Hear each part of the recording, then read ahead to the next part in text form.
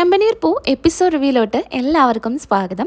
എപ്പിസോഡിൻ്റെ തുടക്കത്തിൽ കാണിക്കുന്നത് നമ്മുടെ ശ്രീകാന്തിൻ്റെ ഒരു ആരാധിക ശ്രീകാന്തിന് ഒരു ഗിഫ്റ്റ് കൊടുക്കുകയാണ്. ഒരു കപ്പാണ്. കപ്പിൻ്റെ മുകളിൽ ബെസ്റ്റ് ഷെഫ് എന്നൊക്കെ എഴുതിയിട്ടുണ്ട്.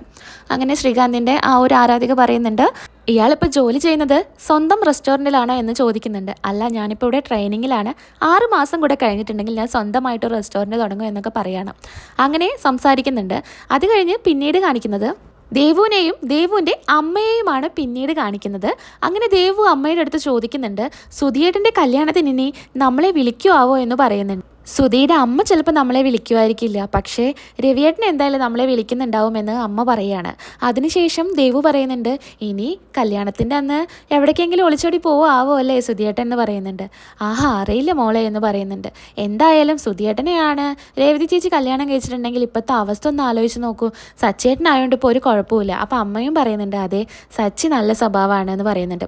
അപ്പോൾ ദേവു പറയുന്നുണ്ട്, ശ്രീകാന്തേട്ടനും നല്ലതാണെന്ന് പറയുന്നുണ്ട്. അപ്പോൾ ഇതേ സമയം ശ്രീകാന്ത് അങ്ങോട്ട് വരുന്നുണ്ട്. അങ്ങനെ ശ്രീകാന്ത് ചോദിക്കുന്നുണ്ട്, ഓ എന്നെ കുറിച്ചിട്ടാണോ പറയുന്നതെന്ന് ചോദിക്കുന്നുണ്ട്. അല്ല അല്ല എന്ന് പറയുന്നുണ്ട്. ശ്രീകാന്തേട്ടൻ എന്താ പെട്ടെന്ന് ഇങ്ങോട്ട് എന്ന് ചോദിക്കുന്നുണ്ട്. ഞാൻ പറഞ്ഞതല്ലേ ഒരു ദിവസം അമ്മേനെ കാണാൻ ഞാൻ ഇങ്ങോട്ടേക്ക് വരുമെന്ന്. ഞാൻ റെസ്റ്റോറൻറ്റിലോട്ട് പോവുമായിരുന്നു, അപ്പോൾ ഞാൻ ഇങ്ങോട്ടേക്കൊന്ന് കയറിയതാണെന്ന് പറയാണ്. അപ്പോൾ ദേവൊന്നും ക്ലാസ്സിന് പോകുന്നില്ലേ എന്ന് ചോദിക്കുന്നുണ്ട്. ആ പോകുന്നുണ്ട്, ചായ കുടിച്ചിട്ട് പോകാമെന്ന് കരുതിയിട്ടാണെന്ന് പറയാണ്. അപ്പോൾ അമ്മ പറയുന്നുണ്ട്, അയ്യോ വഴുകിപ്പോയി, ഞാൻ പോയിട്ട് ചായ ഉണ്ടാക്കട്ടെ, നിങ്ങൾ ഇവിടെ ഇരുന്ന് സംസാരിക്കുക എന്ന് പറയാണ്. അപ്പോൾ ശ്രീകാന്ത് പറയുന്നുണ്ട്, വേണ്ട അമ്മേ, ഇന്ന് എന്താ ബ്രേക്ക്ഫാസ്റ്റ് എന്ന് ചോദിക്കുന്നുണ്ട്. ഇന്ന് ദോശയാണ്. എന്നാൽ ഞാൻ ഉണ്ടാക്കി തരാം, നിങ്ങൾ ഇവിടെ ഇരിക്കുക എന്ന് പറയുന്നു. അങ്ങനെ ശ്രീകാന്ത് അടുക്കളയിലോട്ട് പോവാണ്. അങ്ങനെ അമ്മ പറയുന്നുണ്ട്, എന്താ മോളെ ഇതൊക്കെ എന്ന് പറയുന്നുണ്ട്.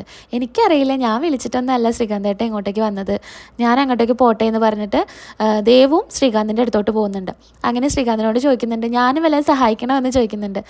സഹായിച്ചോളൂ എന്ന് പറഞ്ഞ് ദേവു തക്കാളിയൊക്കെ അരിഞ്ഞു കൊടുക്കുന്നുണ്ട്, കാര്യങ്ങൾക്കൊക്കെ കൂടെ കൂടുന്നുണ്ട്.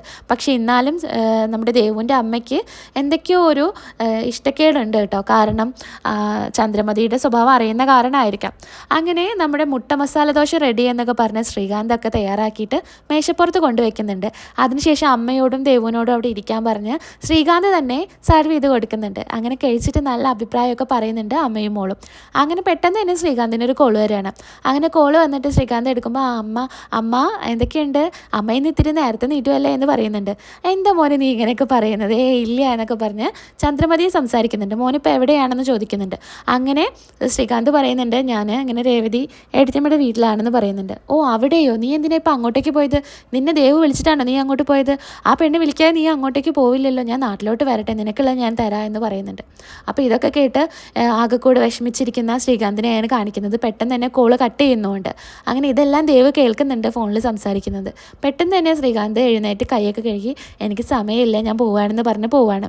അപ്പം തന്നെ ദേവുവിനും ദേവുവിൻ്റെ അമ്മയ്ക്കും എന്തൊക്കെയോ സംശയങ്ങളൊക്കെ തോന്നുന്നുണ്ട്. അങ്ങനെ ശ്രീകാന്ത് അവിടുന്ന് പോവാണ്. അങ്ങനെ ദേവ് നോക്കുമ്പോൾ ശ്രീകാന്തിൻ്റെ ഫോൺ അവിടെ മറന്നു വെച്ചിട്ടാണ് പോകുന്നത്. അയ്യോ ശ്രീകാന്തേട്ടൻ ഫോൺ കൊണ്ടുപോയല്ലോ എന്ന് പറയുന്നുണ്ട്. പിന്നെ കാണിക്കുന്നത് രേവതിയെയാണ്. രേവതി കാലുകൊണ്ട് പോയെങ്കിലും രേവതി അടിച്ചു വാരുന്നുണ്ട് പുറത്ത്. അപ്പോൾ ഇത് കണ്ടുവരുന്ന ചന്ദ്രമതി പെട്ടെന്ന് തന്നെ, അയ്യോ മോളെ എന്താ കാണിക്കുന്നത്, ഞാൻ അടിച്ചു വാരല്ലോ, മോളെ കാലിന് വയ്യാത്തല്ലേ, ഇങ്ങതാ പറഞ്ഞിട്ട് ചൂല് വാങ്ങിക്കുന്നുണ്ട്. അങ്ങനെ രേവതിയുടെ കയ്യിൽ നിന്ന് ചൂലൊക്കെ വാങ്ങിയിട്ട് അറിയൊന്നുമില്ല തോന്നുന്നു മുറ്റടിക്കാൻ, ആ രീതിയിൽ കുനിഞ്ഞു നിവർന്നൊക്കെ ചന്ദ്രമതി മുറ്റടിക്കുന്നുണ്ട്. അങ്ങനെ രേവതിയോട് ചന്ദ്രമതി ചോദിക്കുന്നുണ്ട്, അമ്മ എണീറ്റിട്ടുണ്ടല്ലോ അല്ലേ എന്ന്. അപ്പോൾ അമ്മ എണീറ്റ്, മുത്തശ്ശി എണീറ്റുണ്ടല്ലോ എന്ന് പറയുന്നുണ്ട് രേവതി. രാവിലത്തെ മോർണിംഗ് വാക്കൊക്കെ കഴിഞ്ഞിട്ട് രവി ഇങ്ങനെ നടന്നു വരുന്നുണ്ട്. ഇത് കണ്ടിട്ട് ആശ്ചര്യത്തോടെ നിൽക്കുന്ന രവിയാണ് കാണിക്കുന്നത്.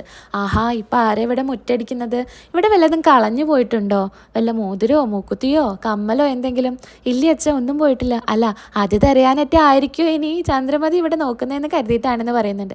നിങ്ങളൊന്നും മിണ്ടാതിരിക്കുമോ, മോളുടെ കാലുകൊണ്ട് വയ്യ, അതുകൊണ്ട് ഞാനെടുത്ത് മുറ്റടിക്കുന്നു, അത്ര തന്നെ ഉള്ളൂ, അല്ലാതെ വേറെ ഒന്നും ഇല്ല എന്ന് പറയാണ്. അതെ എന്ന് പറയുന്നുണ്ട്. അങ്ങനെ മുറ്റോടെയൊക്കെ കഴിഞ്ഞതിന് ശേഷം ചാണകം തളിക്കണം. അപ്പോൾ വെറുതെ വെള്ളം ഇങ്ങനെ തളിച്ചുകൊണ്ടിരിക്കുകയാണ് നമ്മുടെ ചന്ദ്രമതി. അപ്പോൾ അങ്ങോട്ടേക്ക് പാർവതിയമ്മ വരികയാണ്. അയ്യോ മോളെ, ഇങ്ങനെയല്ല, എന്താ കുഞ്ഞെ കാണിക്കുന്നത്, ഇങ്ങനെയല്ല തളിക്കേണ്ടത്, ഈ ചാണകം അതിലായിട്ട് കലക്കിയിട്ട് വേണം തളിക്കാൻ, പച്ചവെള്ളമല്ല തളിക്കുക എന്ന് പറയാണ്. ചാണകം എനിക്കൊന്നും പറ്റില്ല, ചാണകത്തിൻ്റെ മണം കേൾക്കുമ്പോൾ തന്നെ എനിക്ക് ഛർദ്ദിക്കാൻ വരുന്നു, ഞാൻ പോവുകയാണെന്ന് പറഞ്ഞ് ചന്ദ്രമതി നടന്നു പോവുകയാണ്.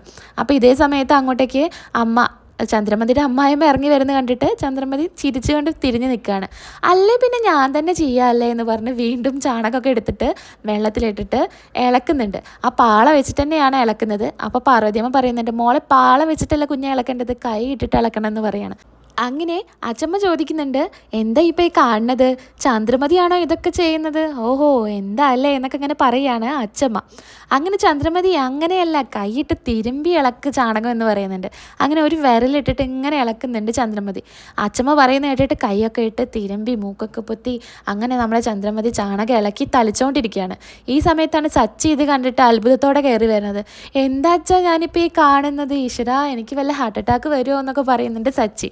എന്താടാ എനിക്ക് ചാണകം തളിച്ചൂടെ എന്നൊക്കെ ചോദിച്ചിട്ട് സച്ചിയുടെ മേക്കെട്ട് കയറാൻ വരുന്നുണ്ട് ചന്ദ്രമതി. അങ്ങനെ സച്ചിനെ വിളിച്ചോണ്ട് പോവാണ്. നീ ഇങ്ങോട്ട് വന്നേ, അല്ലെങ്കിൽ ഈ ചാണകത്തിലായിരിക്കും നിൻ്റെ രാവിലത്തെ കുളി എന്ന് പറഞ്ഞ് അച്ഛൻ സച്ചിയെ വിളിച്ച് പോവാണ്. അങ്ങനെ അവിടുന്ന് എല്ലാവരും ഉള്ളിലോട്ട് കയറി പോവാണ്. രേവതിയും അതുപോലെ അച്ഛനും അച്ഛമ്മയും പാർവതിയമ്മൊക്കെ അവിടുന്ന് പോവാണ്. എന്നിട്ട് നമ്മുടെ ചന്ദ്രമതി ഇങ്ങനെ ചാണകം ഒരു സ്ഥലത്ത് തന്നെ നിന്ന് തളിച്ചുകൊണ്ടിരിക്കുന്നുണ്ട്. അങ്ങനെ ഇത് നോക്കി ചിരിക്കുകയാണ് ഇവർ 4 പേരും കേട്ടോ. അങ്ങനെ സച്ചി പറയുന്നുണ്ട്, ഞാൻ ഈ കാണുന്നത് വല്ല സ്വപ്നമാണോ എന്ന് പറഞ്ഞ് നമ്മുടെ രേവതി എങ്ങനെ നുള്ളുന്നുണ്ട്. ഓ എന്നെ എന്തിനാ നുള്ളുന്നത്, നിങ്ങൾ സ്വപ്നം കാണുകയാണെങ്കിൽ നിങ്ങളല്ലേ നുള്ളണ്ടേ എന്ന് പറയുന്നുണ്ട്. അതിനുശേഷം സച്ചിനെ നുള്ളാണ് രേവതി. ഓ നിങ്ങൾക്ക് വേദനയൊന്നും എടുക്കുന്നില്ലേ ചോദിക്കുന്നുണ്ട്. എനിക്ക് വേദനയൊന്നും എടുക്കുന്നില്ല, ആ സ്വപ്നമല്ലേ കാണുന്നത്, അതുകൊണ്ട് എനിക്ക് വേദന എടുക്കുന്നില്ല അറിയുന്നുണ്ട്. അങ്ങനെ എല്ലാവരും കൂടെ ചിരിക്കുന്നുണ്ട്. പിന്നീട് കാണിക്കുന്നത് ശ്രീകാന്തിൻ്റെ ഫോൺ കൊണ്ടേ കൊടുക്കാൻ വേണ്ടി റെസ്റ്റോറൻറ്റിലേക്ക് നമ്മുടെ ദേവു വരികയാണ്. അങ്ങനെ ശ്രീകാന്തിൻ്റെ റിലേറ്റീവാണ്, എനിക്ക് ശ്രീകാന്തിനെ ഒന്ന് കാണാൻ പറ്റുമെന്ന് പറയുന്നുണ്ട് അവിടെയുള്ള ആളെടുത്ത്. അങ്ങനെ ശ്രീകാന്ത് വരുന്നു. അങ്ങനെ ശ്രീകാന്തിന് ഫോൺ കൊടുക്കുന്നുണ്ട്. ഈ ഫോൺ തരാൻ വേണ്ടി ഞാൻ വന്നതാണെന്ന് പറയുന്നുണ്ട്. എനിക്കറിയായിരുന്നു അവിടെയാണ്, പോണ വഴിക്കിൽ എടുത്തു പോകാമെന്നാണ് ഞാൻ കരുതിയത് എന്ന് പറഞ്ഞു. എനിക്ക് പിന്നെ ആരാ വിളിക്കാനുള്ളത് എന്ന് പറയുന്നുണ്ട്.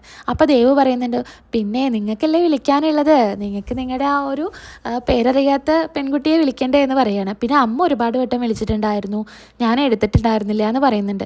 അപ്പോൾ തനിക്ക് എടുക്കാമായിരുന്നില്ലേ അമ്മ വിളിച്ചപ്പോൾ എന്ന് ശ്രീകാന്ത് പറയുന്നുണ്ട്. പിന്നെ രാവിലെ വിളിച്ചതിനെ ഞാൻ കേട്ടത്, എനിക്ക് എന്തിനാ വെറുതെ ചീത്ത കേൾക്കുന്നതെന്ന് ദേവു പറയണം. അങ്ങനെ ആ ഒരു പെൺകുട്ടി നമ്മുടെ ശ്രീകാന്തിൻ്റെ ഫോണിലോട്ട് വിളിക്കുകയാണ്. അങ്ങനെ ശ്രീകാന്ത് ഫോൺ എടുക്കുകയാണ്.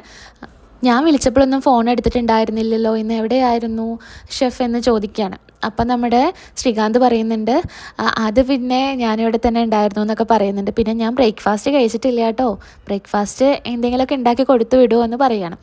ഈ നേരം വരെ ബ്രേക്ക്ഫാസ്റ്റ് കഴിച്ചില്ലേ, വല്ല അസിഡിറ്റിയും കയറും എന്ന് പറയുന്നുണ്ട്. ഇത് കേട്ടിട്ട് ദേവ് എന്തൊക്കെയോ അവിടെ നിന്ന് പറയുന്നുണ്ട്. അപ്പോൾ ഇത് കേൾക്കുമ്പോൾ ആ പെൺകുട്ടി ചോദിക്കുന്നുണ്ട്, അവിടെ ആരാ വേറൊരു പെൺകുട്ടിയെന്ന് ചോദിക്കുന്നുണ്ട്. ആരാ ചോദിക്കുമ്പോൾ പറയുന്നു ശ്രീകാന്ത്, അത് എൻ്റെ വേറൊരു ഫാനാണെന്ന് പറയുന്നുണ്ട്.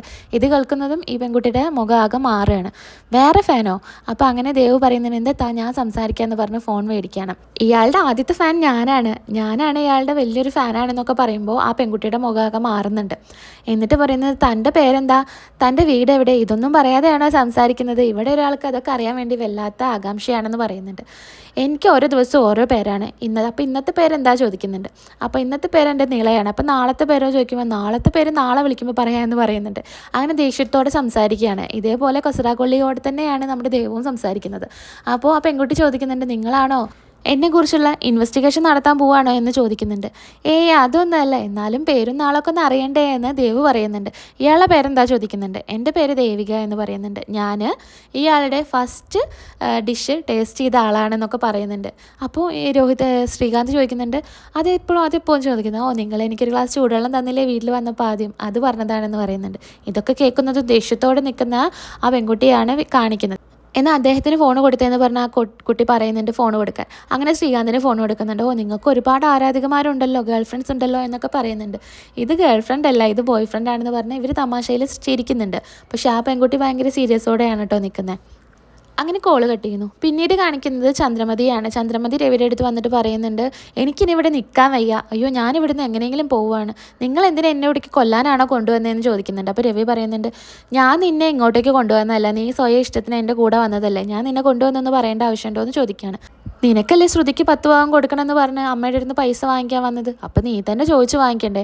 അതല്ല രവിയേട്ടൻ ചോദിച്ചാൽ തരും, രവിയേട്ടനൊന്ന് പോയി ചോദിച്ചു നോക്കുമെന്ന് പറയുന്നുണ്ട്.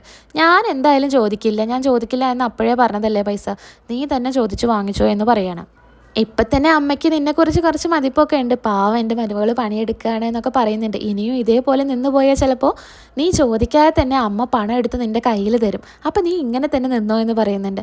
ആണോ അമ്മ അങ്ങനെ പറഞ്ഞോ, അപ്പം ഇനി ഇങ്ങനെ തന്നെ നിന്നാൽ ചിലപ്പോൾ പൈസ കിട്ടുമല്ലേ എന്ന് പറയുന്നുണ്ട് ചന്ദ്ര. അപ്പോൾ ഇവിടെ വെച്ചിട്ടാണ് എപ്പിസോഡ് അവസാനിക്കുന്നത്. അടുത്ത എപ്പിസോഡ് റിവ്യൂ ആയിട്ട് നമുക്ക് വീണ്ടും കാണാം. അതുവരയ്ക്കും എൻ്റെ എല്ലാ കൂട്ടുകാർക്കും ടാറ്റ ബൈ, സീ യു.